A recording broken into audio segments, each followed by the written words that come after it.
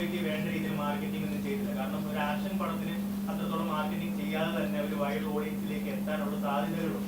അപ്പൊ അത്തരത്തിൽ ദാവീദും അത്തരത്തിലൊരു വൈഡ് ഓഡിയൻസിലേക്ക് റീച്ച് ആകുമെന്നുള്ളൊരു കോൺഫിഡൻസ് ഉണ്ട്, നല്ല പ്രതീക്ഷയുണ്ട്. പിന്നെ ഇതൊരു പക്ക ഒരു ആക്ഷൻ അല്ലെങ്കിൽ ഒരു വയലൻസ് അല്ലെങ്കിൽ ഒരു പക്ക ഇടിപ്പടമല്ല ദാവീദ്.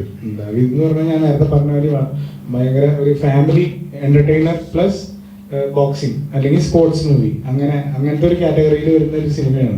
അപ്പൊ അങ്ങനത്തെ ഒരു സിനിമ ഇറങ്ങിയിട്ട് കുറച്ച് നാളായി, നമ്മുടെ കേരളത്തിൽ ഇറങ്ങിയിട്ട് കുറച്ച് നാളായി. അപ്പൊ അതിലാണ്, ഈ സ്ക്രിപ്റ്റിലാണ് എനിക്ക് ഉള്ള കോൺഫിഡൻസ്. അവർ അത്യാവശ്യം നല്ല രീതിയിൽ തന്നെ അവർ മേക്ക് ചെയ്തെന്നാണ് എൻ്റെ പ്രതീക്ഷ പോലെ സംഭവിക്കട്ടെ, നല്ലൊരു സിനിമ ആവട്ടെ. ഫസ്റ്റ് പടം തൊട്ട് നോക്കിക്കഴിഞ്ഞാൽ ആക്ഷൻ നന്നായിട്ട് ചെയ്യാൻ കഴിയുമെന്ന് പ്രൂവ് ചെയ്ത ആളാണ്.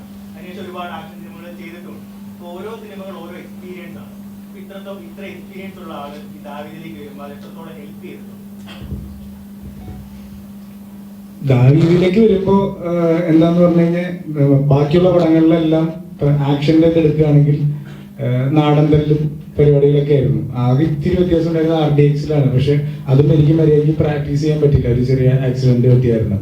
അപ്പൊ ഇതിനകത്തേക്ക് വന്നപ്പോ ബോക്സിംഗ് ആണ്. ബോക്സിംഗ് എന്ന് പറഞ്ഞു കഴിഞ്ഞാൽ അതിൻ്റെതായ റൂളും കാര്യങ്ങളൊക്കെ ഉണ്ട്. അപ്പൊ നമ്മള് വെറുതെ വന്നിട്ട് ചെറവറ അടിച്ചു കഴിഞ്ഞാൽ ശരിയാവില്ല. അപ്പൊ ആ ബോക്സിംഗ് അടിപൊളിയായിട്ട് നമ്മള് പക്ക ആ ഒരു പ്രൊഫഷണൽ രീതിയിൽ തന്നെ ചെയ്യാനായിട്ടുള്ള അതായിരുന്നു ഒരു വെല്ലുവിളി എന്ന് പറഞ്ഞു കഴിഞ്ഞാൽ. അപ്പൊ ബാക്കിയുള്ള ഫൈറ്റിന്റെ ടൈമിങ് നമുക്ക് ഇത്രയും പടങ്ങൾ ചെയ്തുകൊണ്ട് കുറച്ചൊക്കെ കിട്ടിയിട്ടുണ്ട്. അത് നമുക്ക് വളരെ നല്ല രീതിയിൽ ഹെൽപ്പ് ചെയ്തിട്ടുണ്ട്. പിന്നെ നമ്മൾ ഏത് കോമ്പിനേഷൻ തന്നാലും ചെയ്യാവുന്ന രീതിയിൽ നമ്മുടെ കോച്ചായിട്ടുള്ള ജിതിൻ ചേട്ടനും ഡിൻസൺ ബായും ചേർന്ന് നമ്മളെ പ്രിപ്പയർ ചെയ്തിട്ടുണ്ടായിരുന്നു. അതുകൊണ്ട് നമുക്കൊരു കൊറിയോഗ്രാഫി വന്നു കഴിയുമ്പോൾ നല്ല അത്യാവശ്യം നല്ല സ്പീഡിലൊക്കെ ചെയ്യാൻ പറ്റണ്ടായിരുന്നു ഷൂട്ട് ചെയ്യുന്ന സമയത്ത്.